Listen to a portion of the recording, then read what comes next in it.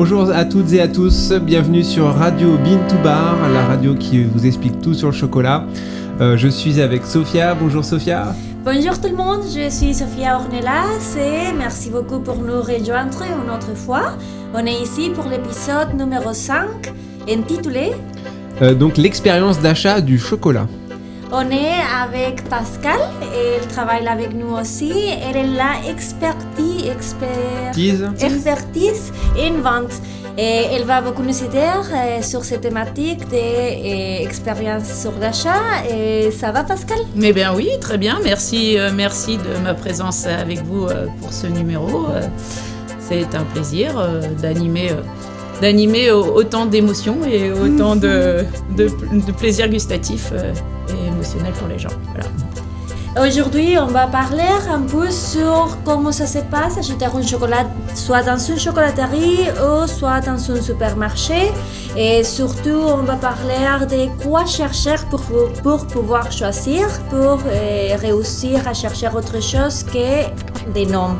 On va parler un peu sur comment on fait les choses ici dans la chocolaterie, mais aussi comme lire une étiquette ou des informations qu'on trouve de façon générale dans les chocolats.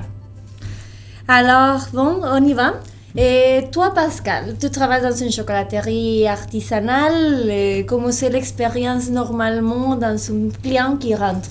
C'est quoi qu'ils demandent ? C'est quoi qu'ils cherchent ? Alors, déjà la curiosité, déjà de connaître un petit peu, de sentir un peu l'ambiance de la chocolaterie, parce que je pense que lorsqu'on rentre dans un établissement, on s'imprègne aussi de tout l'environnement. Donc ça, c'est un premier contexte. Je pense que tout le monde, dès qu'on pousse la porte de quelque chose, déjà, on va avoir une attirance par l'œil, avant d'avoir l'attirance par le goût et ensuite par la qualité du produit. D'abord, ce qui va nous faire réagir, c'est l'atmosphère. Donc ça, je pense que c'est super important. Moi, la première, quand je rentre dans un magasin ou dans un espace dédié à la vente, je vais m'imprégner. Il y a des enseignes qui vont pas m'attirer. Et voilà. Donc, il y a une première attirance comme ça. Il y a notre proximité, nous, par rapport au village. Donc, tiens, ça interpelle aussi. Une enseigne n'est pas là au hasard. Donc, il y a forcément quelque chose qui va amener sa présence et justifier sa présence dans tel ou tel endroit. On n'est pas en zone commerciale, on n'est pas en plein centre d'une zone également. Donc voilà. Après, les gens, comment ils se comportent ? Alors, ils vont se comporter comme un enfant, pas dans la spontanéité peut-être, avec oui madame, est-ce que vous faites du chocolat ? Non, c'est oui, il y a d'un seul coup on s'abandonne avec l'alimentaire, c'est la gourmandise. On laisse parler nos sens. C'est vrai. Donc, on va avoir un petit peu un petit comportement de proximité avec le produit. Tout de suite, ils vont pas nécessairement aller vers moi ou vers la personne physiquement présente, mais ils vont aller directement vers le produit. Ça, c'est un réflexe type. C'est-à-dire que des fois, il faut... alors, on est tout petit, donc on a une proximité immédiate, physique, pardon. Mais par contre... ils vont aller vraiment vers le produit. Donc, le mur est plus attractif que la personne physique. Il y a aussi, moi je l'interprète aussi justement ce temps d'acclimatation. C'est-à-dire que quelqu'un qui rentre dans la boutique par peut-être timidité aussi, ils vont pas forcément aller tout de suite à la rencontre, mais d'abord prendre leur temps de regarder. Je les vois qu'ils cherchent un peu les premières informations pour s'imprégner de cette ambiance. Ouais. Et il y a aussi un élément qu'on s'est dit tout à l'heure, c'est l'odeur. C'est que aussi la différence déjà première avec juste un rayon de supermarché, c'est que nous on a, comme on produit etc, on a une odeur de chocolat qui est imprégnante, qu'on nous on sent même plus. Tout à fait, il y a une ambiance. C'est vrai. Mais qui à chaque fois marque les gens, ils nous le signalent. Alors waouh, qu'est-ce que ça sent bon ici. Et ça déjà on met l'ambiance. On le voit bien l'été quand la porte est ouverte, l'olfactif. Souviens-toi au tout début. Au tout début là quand on conchait directement en bas. Ouais. Et bien là effectivement c'est quoi l'odeur ? C'est vraiment très présent. Ça c'est les premiers sens. Donc voilà. Ouais. Après, inévitablement, ça va être le toucher. Mais ça, je pense que c'est propre à nos façons tactiles d'humains de toucher la matière, hein, qu'elle soit vestimentaire ou autre. On a tendance à aller toucher le produit, palper la laine, le soie, mais aussi, voilà, donc le toucher. Et puis après, viennent après tout le reste. C'est-à-dire que après, ils ont envie d'aller très vite à l'essentiel, c'est-à-dire goûter. Ouais. Parce qu'on le voit bien, la force de vente d'un produit, aujourd'hui, j'ai envie de dire, parce que tout a été très vite dans l'évolution des packaging, de la couleur. On a mis, avant, on vendait des choses plus brutes, hein, les épiceries, ma grand-mère tenait une épicerie, les choses étaient brutes, hein, c'était dans des bocaux, on vendait beaucoup au détail et tout ça. Là, maintenant, tout est fermé, tout est conditionné, et donc, on n'a pas nécessairement l'aspect tout de suite. C'est pas la priorité, en fait. Oui. Le produit, c'est la priorité, finalement, parce que c'est ce que tu vas manger, tu vas pas manger l'emballage. Mais on n'a pas tout de suite accès à l'intérieur, quoi. Moi, c'est quelque chose de frustrant, je trouve. Oui. C'est qu'on voit pas du tout la chose, et elle est alors... Tout va vite, le packaging a énormément évolué.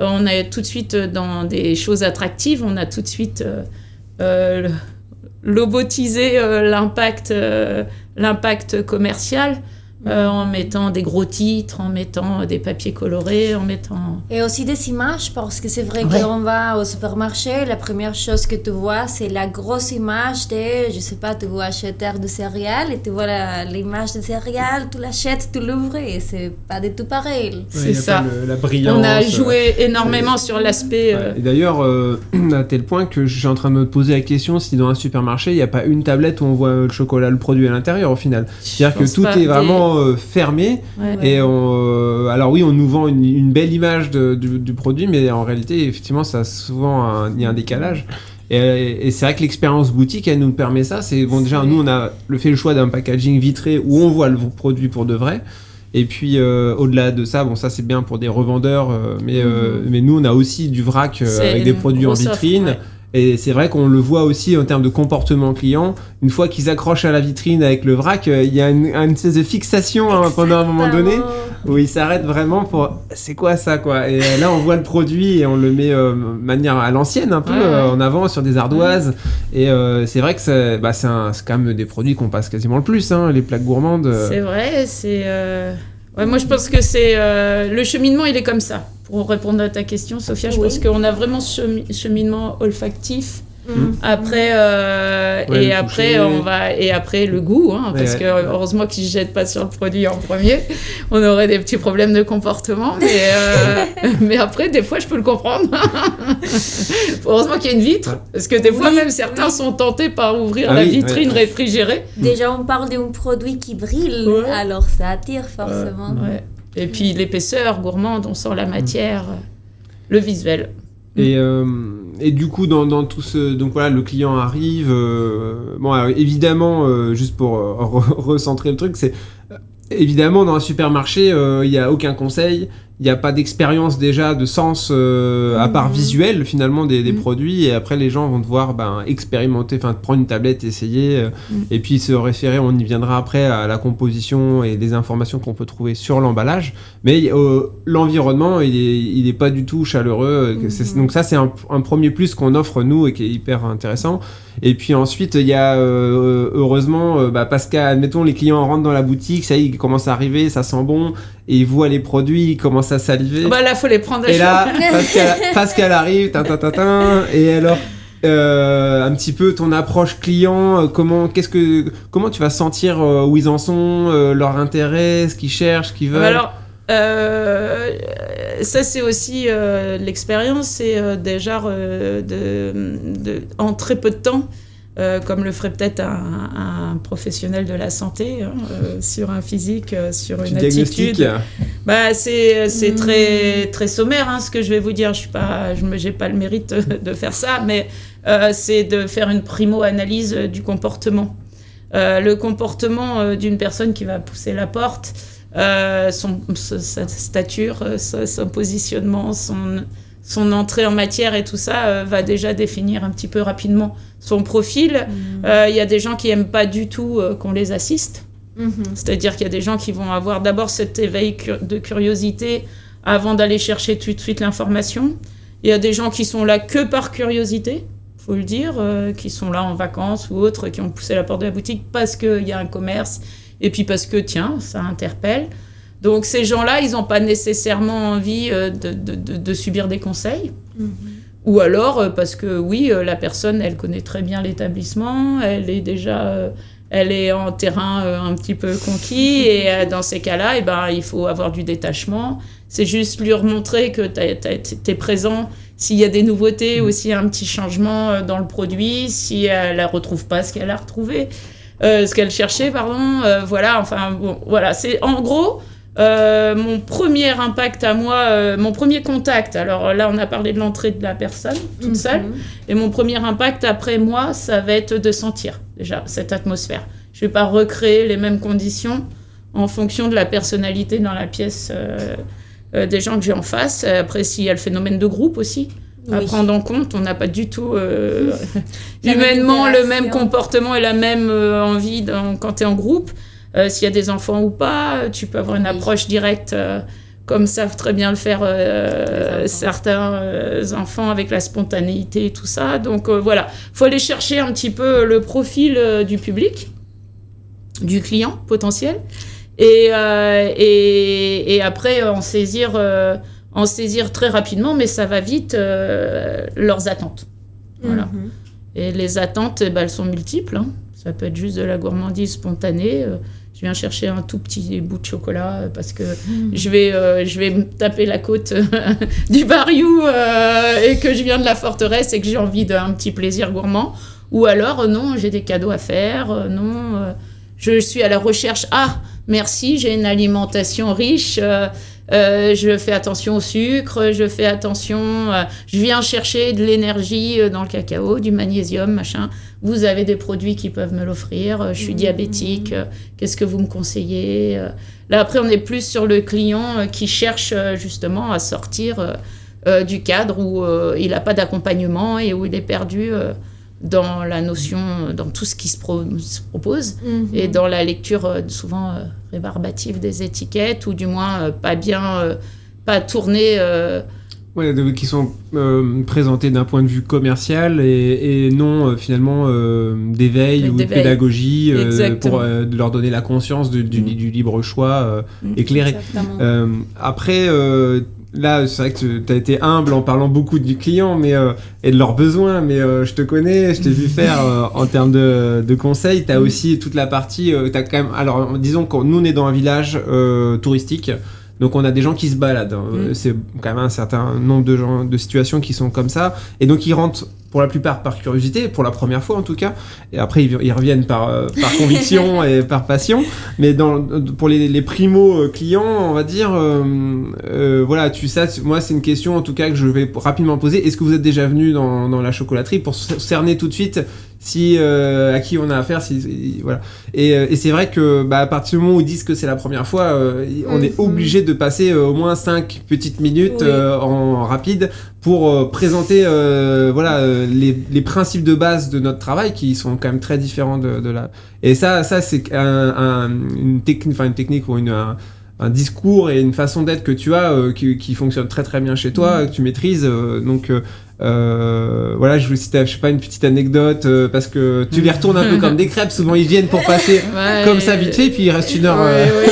J'en connais même certains qui ont perdu un groupe comme ça et qui d'un seul coup m'ont dit la dame m'a dit mais il y a plus personne dans la rue et je dis mais vous étiez avec un groupe et elle me dit bah oui, je suis avec un autocar. Et je lui dis mais vous allez où? Et elle me dit mais je sais pas. En fait on avait un circuit touristique et je dis soit la maison du gouverneur, soit la forteresse. Et elle est partie avec 2 sacs comme ça et l'anecdote finale ça a été je pense qu'elle a retrouvé le groupe à moins qu'on la retrouve mais elle avait de quoi manger. Mais l'anecdote ça a été vous êtes sûr que vous voulez pas que je garde vos sacs ? Elle m'a dit non, parce que s'ils sont partis sans moi, je vais être obligée de prendre le train. Alors, elle a été très surprenante, cette dame. Et puis après, elle est repassée et elle m'a dit, je les ai trouvés. Mais finalement, vous auriez dû garder les sacs parce qu'ils ont tous... Et on n'a plus le temps maintenant. Et ils sont repassés dans l'autre sens, ils étaient partis à Forteresse. Et maintenant, on n'a plus le temps et je sens que dans le bus... Je vais me faire allumer mes stocks. Alors, ça a été son grand désarroi. Finalement, ça n'a pas été trop de perdre le groupe, mais ça a été de se faire manger ses chocolats. Non, c'est sûr que on a un produit qui est connu de tous, mais aussi connu soit-il, il est très désinformé et très banalisé.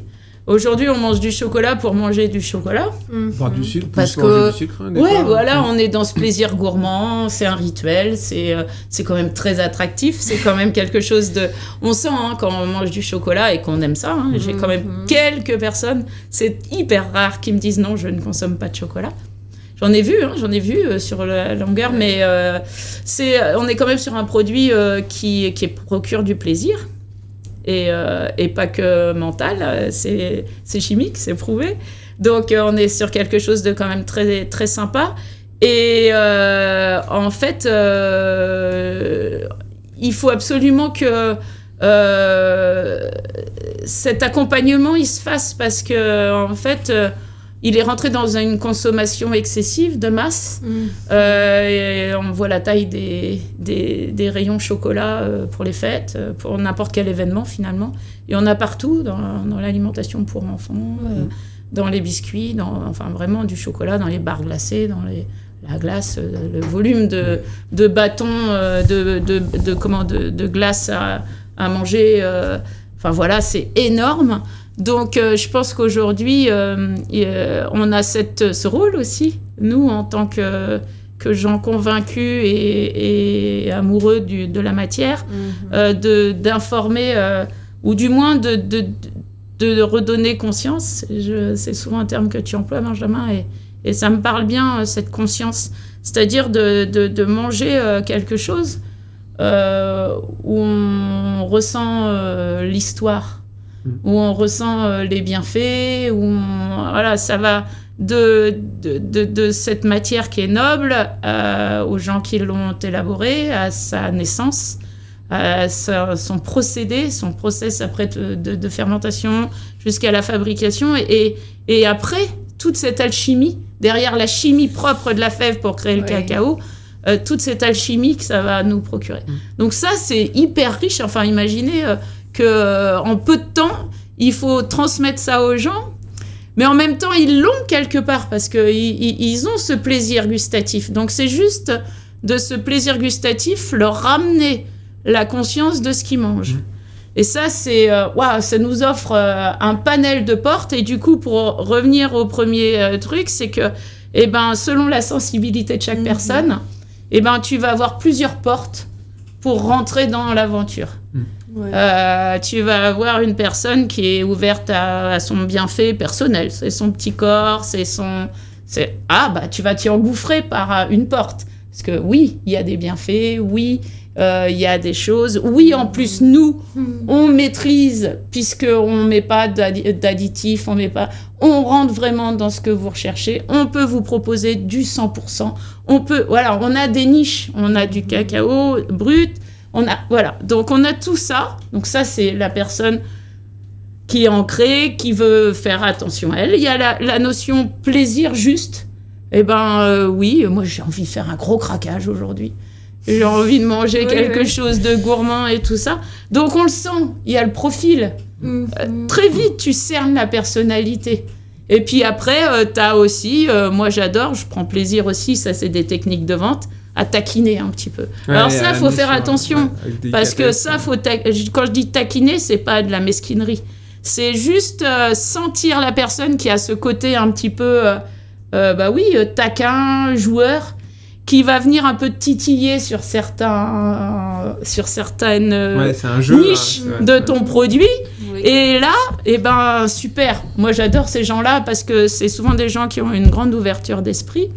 Et donc, et son argument peut être recevable, en plus. Moi, j'aime bien aller... Ouais, challenger par les questions. Exactement. Et ça, c'est hyper nourrissant aussi. Exactement. Et le cacao nous procure ça. C'est un produit qui traverse le monde.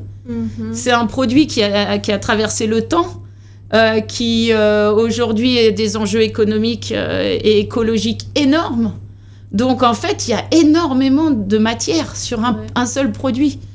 C'est la richesse. Ouais, c'est vrai que ça, on en revient à parfois des discussions avec les clients à n'en plus finir. Bon, j'espère conclure tout le temps sur une vente. Parce que des fois, c'est beaucoup d'énergie. Ouais, dans ce jeu aussi, il y a le jeu effectivement relationnel, de discussion, etc. Sur à quel point on est éthique, à quel point on connaît notre produit, etc. Et puis faire goûter. Aussi, nous aussi, on les taquine en leur challengeant. Moi, j'aime bien amener vous aimez pas ça? Attendez, on va goûter ensemble, on redéfinit les cartes de ce que c'est un chocolat blanc, ce que c'est un chocolat au lait, etc. Et donc, ou alors d'aller les faire monter. Ils aiment pas le noir, mais on va essayer de les pousser un petit peu à aller goûter des choses un peu plus corsées en teneur de cacao, mais en goût qui peuvent être très douces. Donc c'est ça, l'idée c'est d'aller un peu renverser les choses préétablies et de pouvoir proposer une expérience nouvelle. Et ça, c'est vraiment notre rôle à la vente que vraiment de créer une expérience enrichissante pour la personne. Elle fait waouh, je suis sorti là, j'ai vécu une expérience. Et les gens, pendant les vacances de Noël, là, il y a plein, comme c'est des regroupements de familles qui se retrouvent, etc. Ils amènent, mais j'ai au moins eu tous les jours, il y avait un groupe de personnes. J'ai amené toute la famille. Vous pouvez leur refaire toutes les explications et faire vivre l'expérience. Enfin, ils viennent vraiment amener comme on va vivre quelque chose, une attraction ou une expérience. Ouais, vraiment, on offre une expérience. C'est une expérience. Et ça, c'est hyper important. Et moi, ce que je déplore, c'est que pour m'intéresser au chocolat et d'aller tester des chocolateries, il y a vraiment, que je trouve de manière générale, en termes de conseils et de vente et justement de relationnel dans beaucoup de chocolateries. Et là, mon message aujourd'hui, c'est que je trouve on pourrait vraiment tous s'améliorer, pas seulement nous, mais enfin les autres chocolateries aussi, à monter en qualité vis-à-vis de cet accompagnement client, parce qu'on a plein de belles choses à partager. Et je trouve ça dommage que des chefs d'entreprise prennent pas bien le temps de transmettre à leurs équipes leur passion pour le produit et la manière de l'amener aux clients, quoi. Mais ici, je trouve que dans ces chocolateries spécifiquement, on peut se permettre d'avoir ces relations avec les clients et ces rapproches avec les produits, justement parce que c'est une entreprise très très transparente. Et c'est justement là que je trouve la difficulté avec les chocolats au supermarché. Je vois les étiquettes et j'ai une formation peut-être sur ce chocolat, mais pas sur les façons de faire. Je ne sais pas vraiment comment c'était produit, ces produits. Par contre, quand je rentre en chocolaterie et il y a la petite fenêtre où je peux voir les labos de production, j'ai envie de rester pour un chocolat chaud. Et... On n'a pas la même volonté, Sophia. La volonté finale d'une chocolaterie comme la nôtre, c'est d'informer. Exactement. Et d'ouvrir l'éveil sur une consommation plus alternative et meilleure pour tout le monde. Nous, on existe parce qu'en amont, il y a une chaîne de production, parce qu'en amont, il y a des paysans, parce qu'en amont, il y a l'écologie, et tu vois, et le spirituel qu'il y a derrière, bien sûr. Mais le nerf de la guerre reste quand même l'économie, parce qu'on n'existerait pas si on n'arrivait pas à se nourrir et à en vivre. Maintenant, c'est vraiment pas la même démarche. Donc je pense que c'est là où on est, on est fort. C'est une forme. Pour moi, je le prends comme une force. C'est pour ça que j'ai aussi adhéré. C'est qu'on a cet outil. Et c'est à nous de le faire, de l'équilibrer en fait. Et les gens ont besoin aujourd'hui. Il y a un retour, il est temps, mais il y a un retour en arrière de cette auto-consommation, parce qu'en fait, on a fait en sorte que les gens, ils s'auto-satisfassent. On va piocher, on met dans un caddie, une forme d'autonomie, d'indépendance. Exactement, maintenant on est même avec le drive et le machin, c'est-à-dire qu'aujourd'hui, on veut de la rapidité. Et on ne veut plus nécessairement rentrer dans la finalité des choses. On veut tous un peu d'écologie, on veut tous un peu de respect humain, et on veut tous pas voir disparaître nos caissières, nos gens de proximité. Mais on a fait en sorte qu'il y ait du flux et du rendement. Mais c'est justement ici où c'est très important d'avoir ces fenêtres ouvertes comme entreprise, et c'est pas justement dans notre chocolaterie, et je pense personnellement que c'est pas uniquement dans les chocolateries artisanales. Il manque ces fenêtres, ces transparences dans les chocolateries industrielles. Ouais. Parce que vraiment, quand tu vas au supermarché, l'étiquette dit une chose, et si tu vas et regardes un peu, tu commences à lire le minimum sur les entreprises qui font le chocolat, et tu commences à voir toutes les nouvelles.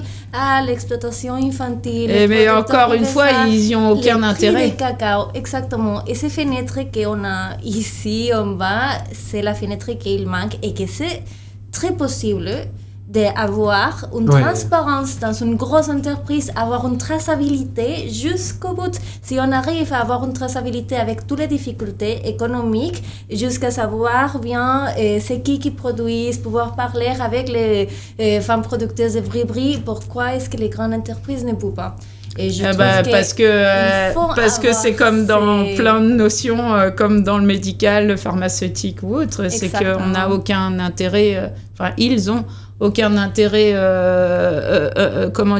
juste mathématique, de donner de la traçabilité complète à leurs produits, parce que... Et c'est même un intérêt de les cacher. Et c'est ça le problème. Parce qu'ils ont quelque chose à se reprocher. Exactement. Il y a... pardon... Mais même je dirais que c'est un peu la responsabilité du client de faire ces questions, ces regards. Ah bah oui. C'est un acte politique à travers les achats, il y a un acte politique. Donc c'est quand là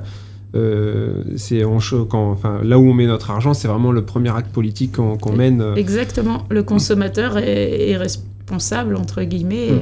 C'est ça, ça me revient. Excuse-moi. C'est super. ça m'a comment dire. J'étais un peu choqué en allant voir des sites de grandes maisons des grosses industries de chocolaterie. Qui ont donc beaucoup d'argent pour pouvoir aussi créer cette transparence-là. Puis ils vont aussi le dire, nous on a une démarche éthique, etc. Et quand je suis allé sur leur site internet, il y avait une page avec je parle pas de tous en généralité, mais j'ai eu quelques cas où il y avait une page sur à quel point on est génial, et puis basta cosy, allez voir ailleurs si j'y suis, alors que avec nos faibles moyens on arrive à aujourd'hui produire un podcast, être transparent, être capable de donner les noms des producteurs avec qui on travaille, etc. Après il y a un élément, c'est là où pour moi vraiment le point clé entre l'artisanat et l'industrie, même si demain on va grossir, on va quand même garder cet esprit artisanal. Pourquoi ? Parce que nous en fait on va calibrer notre production par rapport à la capacité des producteurs pour garder des pures origines de producteurs. La problématique de l'industrie, je discutais avec des gens qui avaient étaient en lien avec des industriels, et par exemple ils voulaient faire un chocolat au lait avec du lait français, et ils n'ont pas pu parce qu'en fait ils n'avaient pas les débouchés vis-à-vis de l'industrie du lait pour contenter leurs besoins en lait en poudre. Ils n'étaient pas sûrs d'avoir parce qu'en fait quand un industriel crée un packaging, lui il en fait une série extraordinaire, et donc il a besoin d'avoir une sûreté au niveau des approvisionnements. Ils ont tel besoin de matières premières qu'en fait ils sont obligés de faire du tout venant, et donc ils peuvent pas garantir une traçabilité, puisque ça va tout le temps changer, parce qu'ils vont acheter à gauche, ils vont acheter à droite. On le voit bien à notre échelle, on est obligé des fois, alors on jongle toujours sur nos trucs, mais on a une grosse mouvance au niveau de nos fèves, on a une grosse mouvance, on s'adapte un petit peu en fonction de ce qu'on reçoit et de ce qu'on a pu obtenir. Mais c'est le propre de l'industrie agroalimentaire, c'est qu'aujourd'hui, c'est le volume. Oui. Ils veulent faire du volume. Donc, à un moment, quand tu fais du volume, t'es rapidement étouffé par ton propre système. Et aujourd'hui, on le voit avec la montée du prix du cacao. C'est le serpent qui se mord la queue, un petit peu. Alors, ils sont pas, bien sûr, seuls responsables des problèmes climatiques et autres, mais ils ont bien vu que on est sur un produit fragile, et que ils sont pas maîtres de tout. Donc, volume, profit, difficile de transparence sur ces idéaux-là. Parce que quand tu rentres dans un schéma où tu as tous les jours des sorties d'argent fixes, que tu as une grosse masse salariale, que tu as des crédits et tout ça, que tu es obligé d'avoir un flux financier régulier, eh bien, des fois, tu peux plus faire marche en arrière et c'est aussi ce qu'on peut constater dans notre agriculture locale, sans parler d'un produit d'importation. À l'échelle de notre agriculture, eh bien, quand il y a de l'endettement, quand il y a un besoin vital tous les jours de créance, à un moment, tu es moins regardant sur ton travail. Ce qui fait mal au cœur. Oui. Ouais, il y a beaucoup de gens il y a beaucoup de gens dans notre agriculture, on le voit pas trop ici parce qu'on a aussi ce noyau de gens qui sont sortis du système un petit peu, mais on voit bien qu'il y a beaucoup de gens qui sont très malheureux dans le milieu de l'agriculture parce qu'ils sont rentrés dans un cercle où ils n'adhèrent plus du tout à leurs produits, à leurs convictions. Ouais. Et ça, c'est dur parce qu'en plus, ils ont de l'animal souvent, ils ont des enfin, voilà, tout le schéma. Et pour beaucoup de chocolatières, ça signifiait, par exemple, de réduire la quantité de cacao. Ça, c'est quelque chose que je trouve très dommage. Ça. Et ici, pour retourner un peu à l'expérience du client, quand il y a des clients qui rentrent, parfois ils me demandent « Ah, je viens de chercher un chocolat noir pour ma cousine, je ne sais pas, mais ça ne peut pas être plus que 70% de cacao. » Et je me dis « Un noir de 70, excusez-moi, mais on travaille comme minimum les noirs à 77. » Ah non, mais alors, il n'y a pas moins. Oui, on a un 55, mais ça c'est chocolat au lait. Non, mais 77, c'est beaucoup. Non, regarde, je vais vous faire goûter, etc. Et alors, c'est très aromatique, c'est moins amer, les gens aiment bien. Mais c'est justement ça. La grosse entreprise a vendu beaucoup cette idée de on va réduire la quantité de cacao, monter la quantité de sucre pour pouvoir réduire les prix. Mais ça veut dire aussi réduire la qualité du produit final. Et on trouve qu'à la fin, les gens se guident plus pour si ça dit chocolat noir ou chocolat au lait, mais sans vraiment regarder les contenus. Et parfois, on a du chocolat noir à 45 à 55% de cacao. Et avec quoi est-ce qu'on commence à substituer tous ces ingrédients de cacao? Soit avec des émulsifiants, avec d'autres gras. À Mexique, dans ce moment, on a dû changer la loi de c'est quoi qui peut s'appeler chocolat parce que justement, ça décliné complètement. Tout le type de gras. Pour le coup, en France, on a une démarche un petit peu inverse dans le sens où les lois sont plus strictes qu'il fut un temps. Et de manière générale, alors oui, il y a toujours dans des moments de difficulté, des gens qui vont vouloir aller à l'économie, donc mettre plus de sucre, moins de chocolat. On a vu même des reportages qui sont sortis récemment sur comment des chocolatiers font des économies du chocolat pour pouvoir garder les marges, etc. Donc il y a toute cette branche-là. Puis il y a des gens qui vont vraiment suivre la demande aussi évolutive du marché, où il y a quand même aujourd'hui une prise de conscience sur le sucre. Et heureusement, on a quand même je vois que les gens progressivement ils montent en taux de cacao et ils baissent en taux de sucre. Donc il y a quand même cette évolution de marché. Et nous, justement, notre positionnement avec la chocolaterie du Nouveau Monde, c'est vraiment de jouer les niveaux de sucre les plus bas possibles, en préservant de la gourmandise et en mettant une qualité de sucre aussi avec le sucre complet. Et c'est aussi pour ça qu'on démarre très bien, c'est qu'on répond vraiment, on répond à une demande qui est en train de exploser. On n'est pas allé chercher l'attente du consommateur, on s'est positionné directement. On propose d'aller challenger un peu notre conviction et notre envie de justement, comme tu dis, intéresser la personne à manger un cacao plus fort. Oui. Mais tout aussi accessible. Et c'est là où on est dans la richesse de notre produit, c'est qu'on a vraiment... ça encore, c'est une porte, tu vois, d'une personne qui n'est pas habituée, qui va dire « mais non, mais moi, je peux pas ».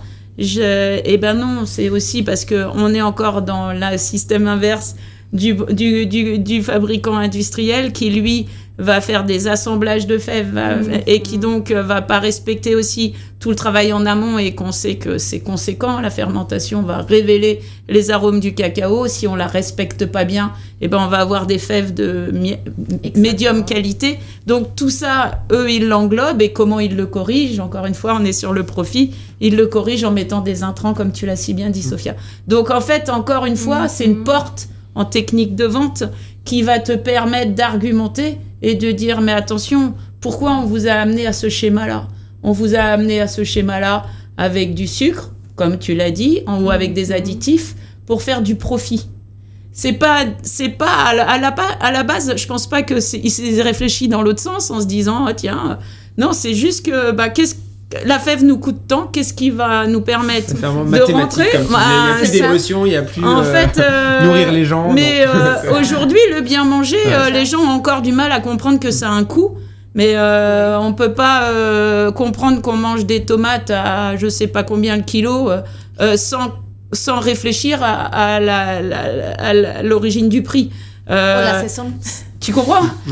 On sait le travail que c'est pour les producteurs d'amener une fève de cacao à maturité, enfin une cabosse à maturité et tout ça. Et on connaît exactement. Il y a un travail de main d'œuvre presque un mois qu'on occulte complètement. L'acheminement, enfin quand on met bout à bout tout ça, on voit bien que c'est une matière noble et c'est une matière un produit de luxe entre guillemets. Oui. Donc on voit bien. Donc il y a un moment il faut s'interroger. C'est comme quand on achète un jean je vois des fois j'entends parce que je vois pas, mais en grande surface, on m'a dit des jeans en dessous de 20 €. C'est ça. À un moment, posez-vous les bonnes questions. Qu'est-ce qu'il y a derrière? Il y a des enfants qui travaillent dans des conditions de dingue, avec des solvants, des machins. Enfin, je suis pas dans le textile, mais je me vois bien et j'ai beaucoup lu là-dessus. Donc, il y a un moment, voilà. Et le cacao, c'est pareil. Donc ça, c'est encore une porte.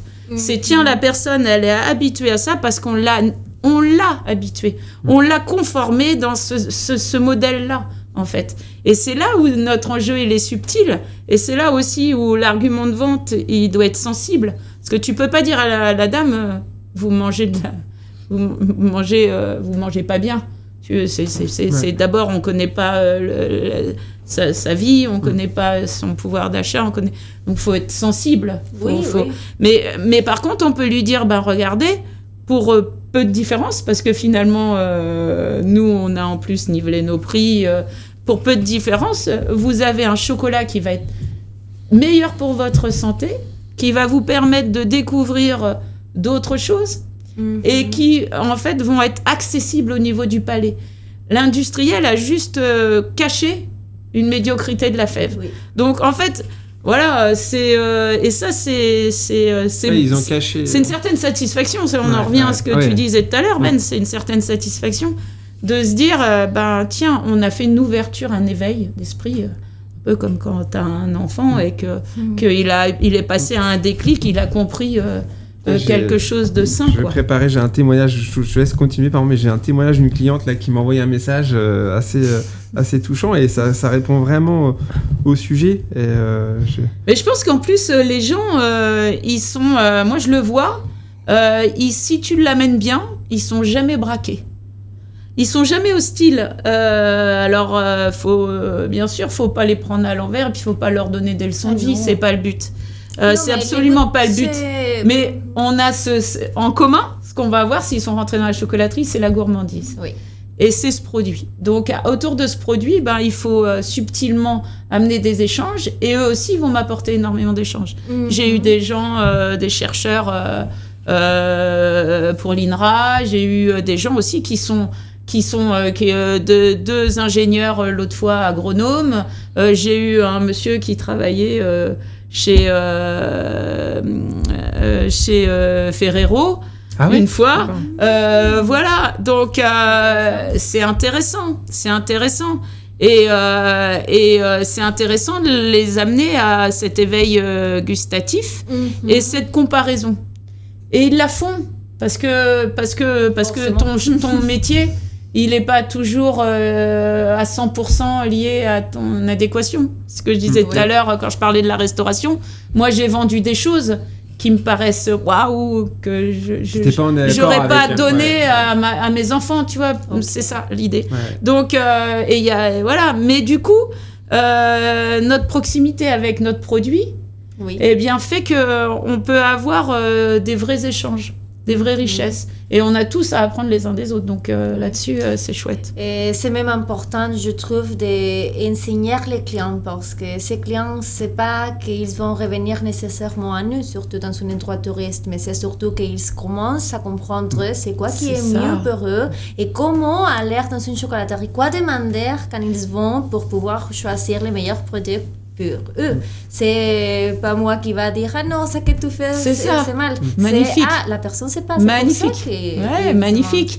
Et elle va avoir une démarche consciente la prochaine fois lorsqu'elle, autour de chez elle, elle va pousser une porte et elle va avoir des petites notions clés. Il va voir les pourcentages de cacao déjà. Et puis même, tiens, c'est une chocolaterie qui a le même porteur de projet que Benjamin, c'est-à-dire qu'ils veulent qu'ils travaillent depuis l'élaboration de la fève et tout ça. Mais est-ce que derrière, on va y mettre l'intrant, le sucre en adéquation? Est-ce qu'on va y mettre je sais pas, des biscuits, je sais pas, voilà. Et l'origine et la transparence, voilà. Je pense que ce cheminement, il faut l'avoir, si tu veux être confiant et juste, vrai en fait, vrai. Je crois que le terme c'est vrai. C'est parce que vrai, ça veut dire vrai avec le client, ça veut dire vrai avec le produit et ça veut dire vrai avec tes valeurs. Et si tu veux être vrai, eh bien, il faut que tu puisses pas être démonté quelque part. Faut que tu sois vraiment profondément, l'origine du mot impeccable, profondément, dans les accords Toltec, c'est ça. Il y a la parole impeccable, donc c'est vraiment la justesse, c'est vérité, être vrai en fait, parce que. Et comment dire? Non, pardon, je perds toujours mes pensées. Je vais partager une petite anecdote. La petite anecdote. Donc, une cliente qui m'écrit une petite anecdote qui nous a procuré beaucoup de joie avec ma fille, Maya, 6 ans, et moi. Je suis venu chercher les chocolats à Najac avec elle. Elle a vraiment insisté pour venir et donc louper l'école car elle m'avait maintes fois entendu parler de ces chocolats et du bateau à voile et tout le reste. Donc, nous prenons les chocolats. Nous en achetons pour elle et moi, entre parenthèses. Et elle sait qu'elle a entre ses mains quelque chose de précieux. Nous sommes en voiture sur le chemin du retour et je déguste un des chocolats en poussant un soupir de plaisir. Elle me dit très sérieusement: « Maman, tu préfères ces chocolats ou moi ?» Je lui réponds: « Tu es sérieuse? Tu imagines que je puisse préférer les chocolats? Cela me semble bizarre, me répond-elle. Mais tu as l'air tellement heureuse avec ce chocolat dans la bouche. » Et puis nous avons ri ensemble. Merci aussi pour cela. Puis le message continue. Ouais, c'est mignon. Waouh. C'est beau, hein. Voilà, et c'est vrai que ce qu'on aime, c'est l'émotion et qu'on peut vivre avec les gens, les voir.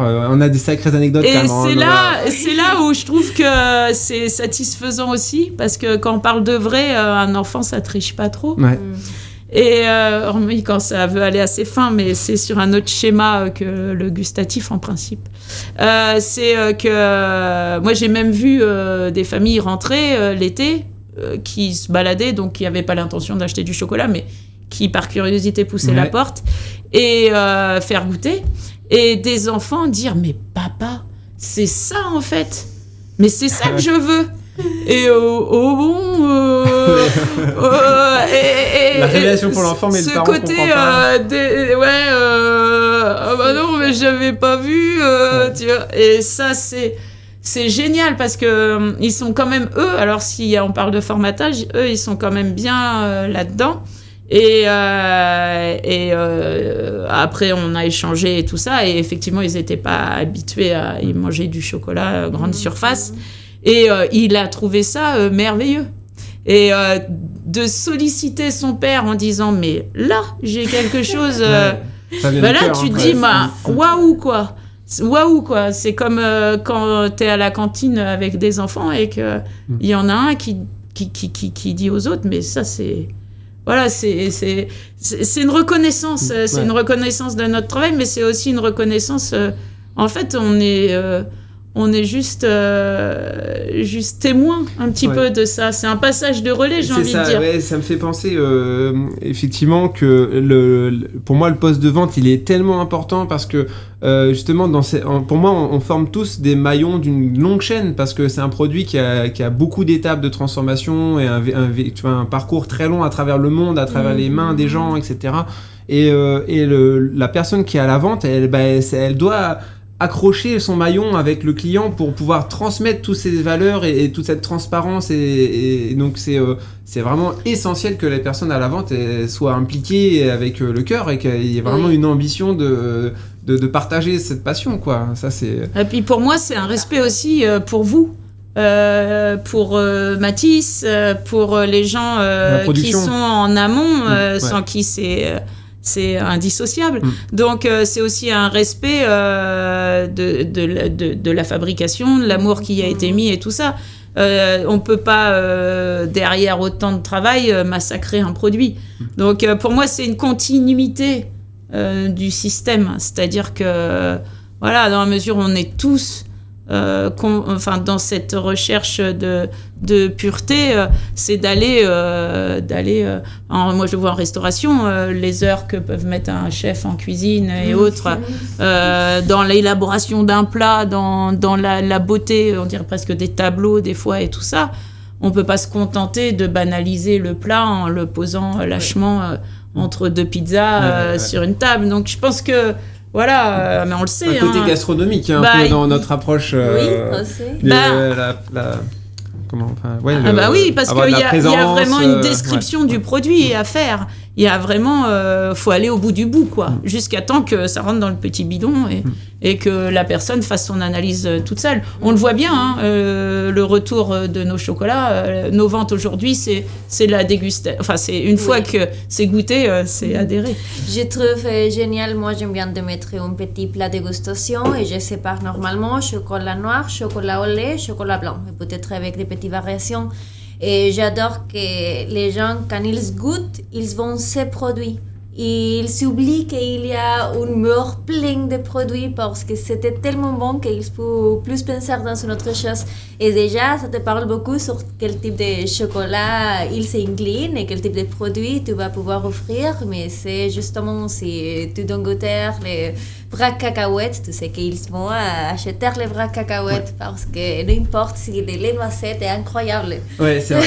C'est surtout le premier, moi, ce que je remarque, c'est le premier qui a été goûté. En général, comme le palais est frais, il n'est pas encore saturé, etc. C'est quand même riche ce qu'on propose en termes de saveur.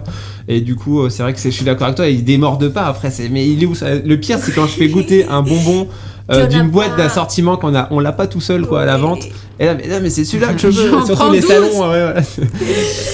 Autant à la boutique, on peut pallier leur plaisir. On a, comment dire, en vrac, mais sur un salon où tout est pré-emballé. À la pièce, quoi. Ça c'est compliqué. Ouais. Et je propose que, comme on a fait un super bel échange, là, la partie peut-être description plus technique de l'emballage, on se refait un autre épisode. Voilà, donc c'était tellement riche. C'est long parce que sinon.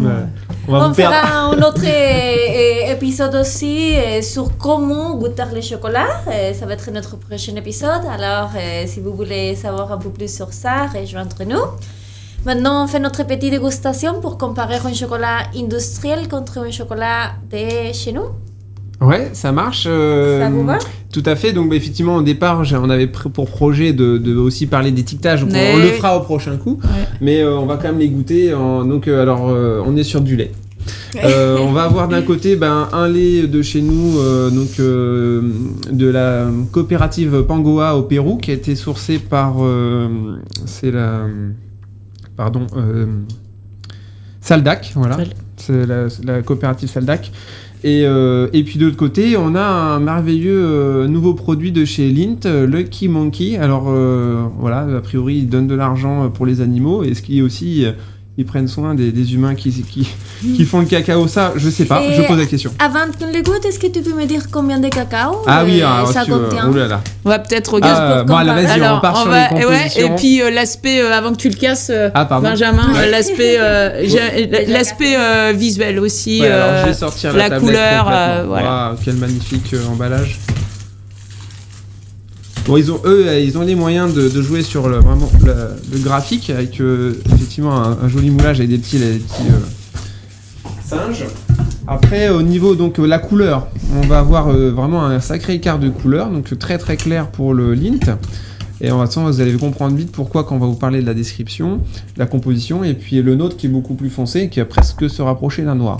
Oui, on a dit 55%. Alors du coup, voilà, donc pour notre chocolat au lait, pourquoi il est plus foncé? Donc on a un taux de cacao qui est plus important indéniablement. On est sur un 55% cacao. On réexpliquera exactement comment on calcule les pourcentages. Ça vaut le détour quand même pour comprendre. Et puis sur le prochain épisode. Mais donc voilà, 55% cacao. Là, il y en aura sensiblement moins. Ils se permettent pas de dire.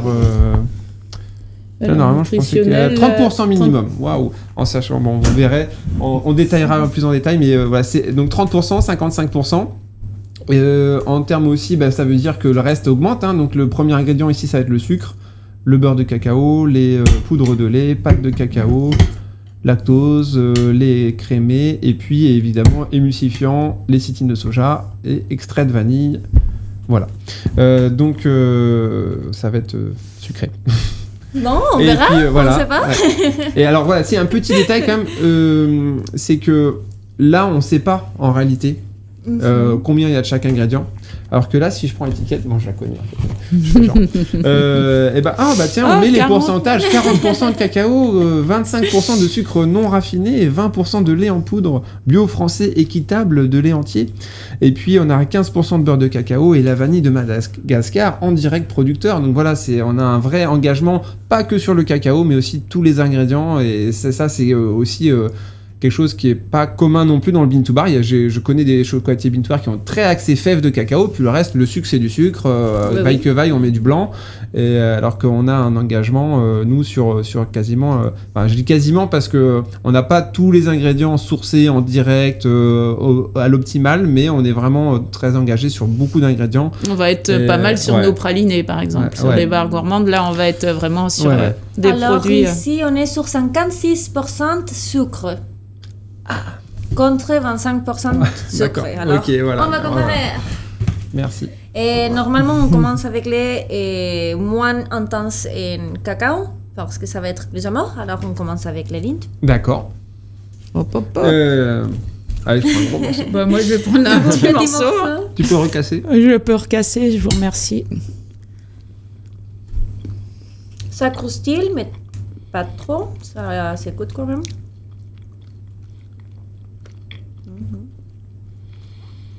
C'est très intense, le goût de lait. Ouais, on sent beaucoup le lait, un côté caramel aussi, vraiment sucré, oui. Un peu leche, quoi, comment je peux en dire, tu vois, un peu lait concentré. Et un peu cette saveur lait concentré, sucré lait, quoi. Je dirais qu'il y a même une touche de sel. Et donc ça, c'est un chocolat dédié aux enfants, c'est ça qui est terrible quand même. Tu te dis que finalement, là, en termes de bien-être... Alors moi, je serais incapable de ressentir la fève, là. Ouais. C'est waouh. C'est marrant, j'ai pas fait exprès, mais les deux sont du Pérou. Ah, intéressant. Ouais. Intéressant. C'est. Moi, j'ai l'impression de. Ça donne soif. Pour moi, c'est même pas une gourmandise pour moi. C'est un pic de glycémie. C'est autant manger un morceau de pain avec un bol de lait et du sucre. Je sais pas. T'auras plus de plaisir. J'en sais rien. En fait, c'est pour moi, c'est pas. Alors là, on enlève la notion chocolat. En fait, là, on est sur, on est loin, on est sur de la confiserie.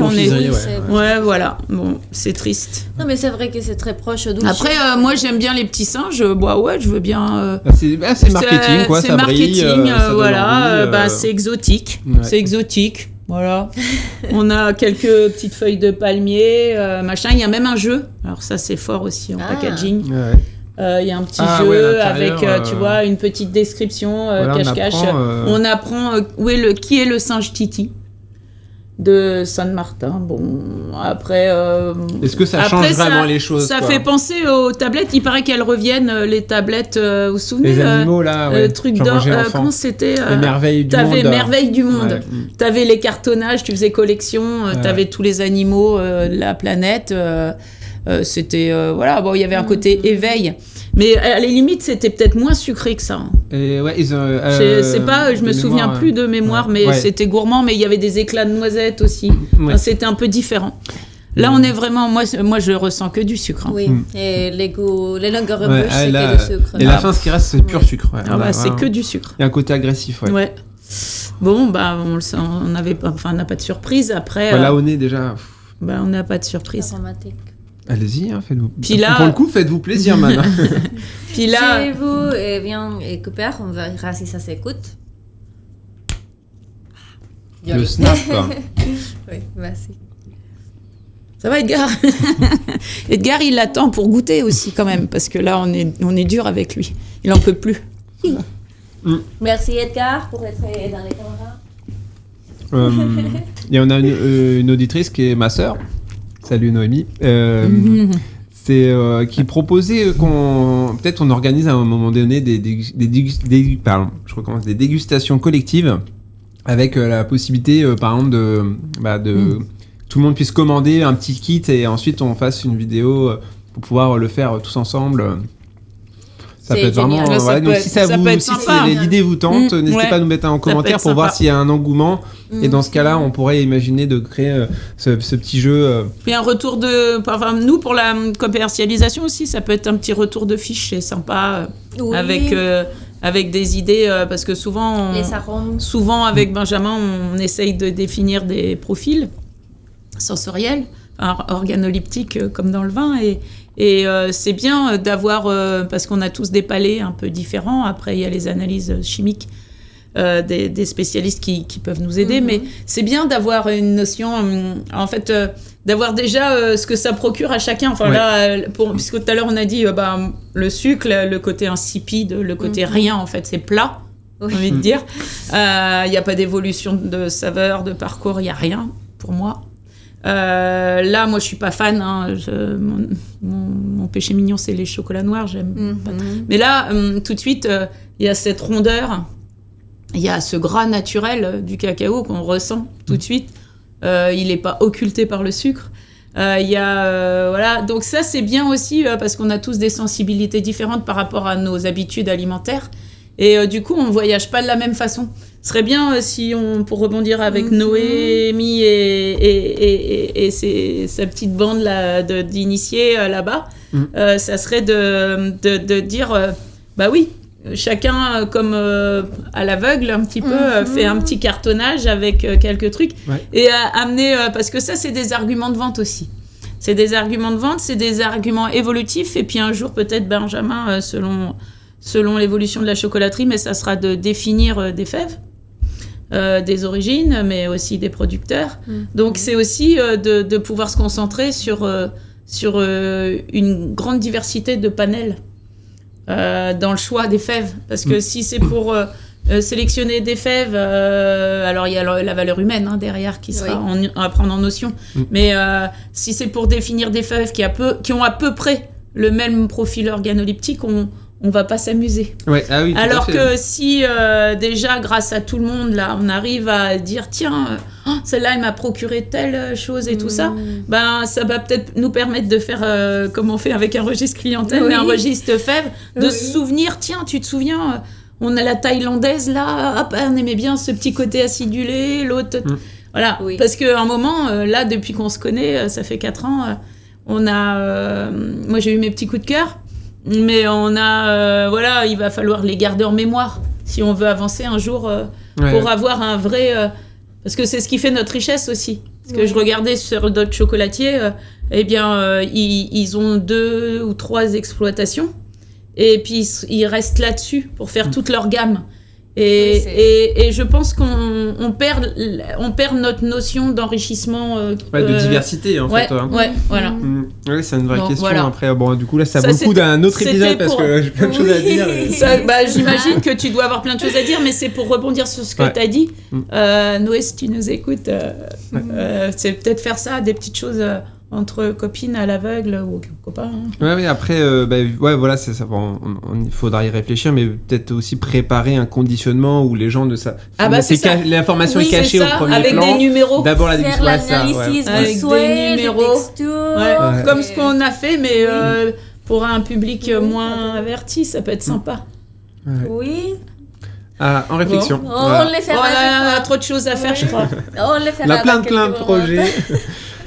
Merci à tous pour votre écoute, pour ce 4e épisode. Non, 5e, pardon. Voilà, on les compte plus, ça, on avance bien et c'est génial. On a encore beaucoup de sujets à aborder. Et donc, encore merci. Vous pouvez nous suivre sur Instagram, Radio Bin2Bar. On a aussi YouTube, donc on est en film cet épisode. Si vous, là actuellement vous nous écoutez seulement, mais c'est aussi possible de le voir. Et puis quoi d'autre? Prochainement, en Deezer, et aussi si vous voulez nous rencontrer en TikTok et Instagram, comme tu as dit. Et les arrobas, c'est Radio Bin2Bar pour les podcasts, la chocolaterie du Nouveau Monde pour la chocolaterie, et mon arroba personnel et professionnel, c'est Sophie Horn. Et après, on a notre email, si vous avez des idées que vous voulez partager ou que vous voulez demander qu'on parle, c'est radiobin2bar@gmail.com. Aussi, petite annonce, si jamais vous êtes vous-même chocolatier Bin2Bar, vous pouvez nous envoyer vos tablettes qu'on dégustera lors d'un épisode. Et ce sera l'occasion aussi de parler de vous. Et également, si vous passez par Najac en Aveyron, vous êtes les bienvenus pour une interview avec nous sur le plateau de Radio Bin2Bar. Magnifique. Merci beaucoup. Merci, salut. Pascal. Merci Pascal. Avec plaisir. À la prochaine. Ciao.